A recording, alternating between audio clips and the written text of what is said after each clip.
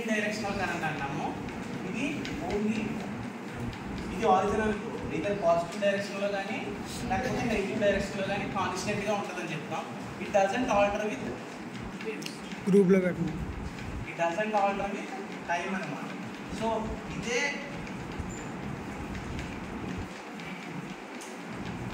మనం AC supply ఇచ్చుకున్నాం అనుకోండి,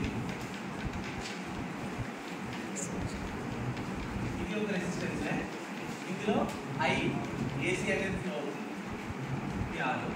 so AC current ఎలా ఉంటుంది, రిప్రజెంట్ చేస్తాం.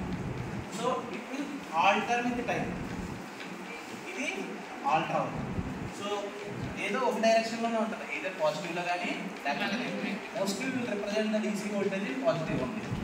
సో ఇక్కడ మనం చూసుకుంటే ఏసీలో ఇది ఏసీలో చూసుకుంటే continuously is varying with respect to time. కంటిన్యూగా ఇప్పుడు ఇక్కడ తీసుకున్నాం అనుకోండి 40 వోల్ట్స్, ఇక్కడ 40 వోల్ట్స్ అని తీసుకుంటే ఈ 40 వోల్ట్స్ అనేది కాన్స్టెంట్గా ఉంది. అర్థమవుతుందా? 40 volts throughout the line కాన్స్టెంట్గానే ఉంది. ఇక్కడ ఏసీ తీసుకుంటే ఇక్కడ 40 వస్తుంది, ఇది మళ్ళీ ఎలా అవుతుందంటే తగ్గుతుంది కదా, ఇక్కడ 30 వస్తుంది, ఇది 20 వస్తుంది and 30. So same way negative cycle అవుతుంది. ఇది పాజిటివ్ సైకిల్ అయితే ఏ సైకిల్ అవుతుంది, నెగిటివ్. సో ఇప్పుడు ఏంటంటే విత్ రెస్పెక్ట్ టు టైం అనేది కంటిన్యూస్గా వేరీ అవుతుంది. విత్ రెస్పెక్ట్ టు టైం అనేది కంటిన్యూస్గా వేరీ అవుతుంది. ఇక్కడ వోల్టేజ్ కరెంట్ అనేది కంటిన్యూస్గా మారుతుంది. సో కాన్స్టెంట్ కరెంట్ అనేది మనం అచీవ్ చేయలేకపోతున్నాం in the case of AC.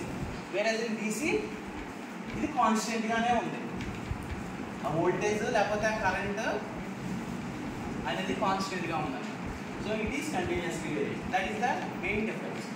So ఇప్పుడు ఏంటంటే ఒక 40 వోల్ట్స్ అప్లై చేసామండి ఒక రెసిస్టర్ ప్రాపర్టీ ఏంటి, what is resistance? Resistance will oppose the flow of current and dissipate the energy in the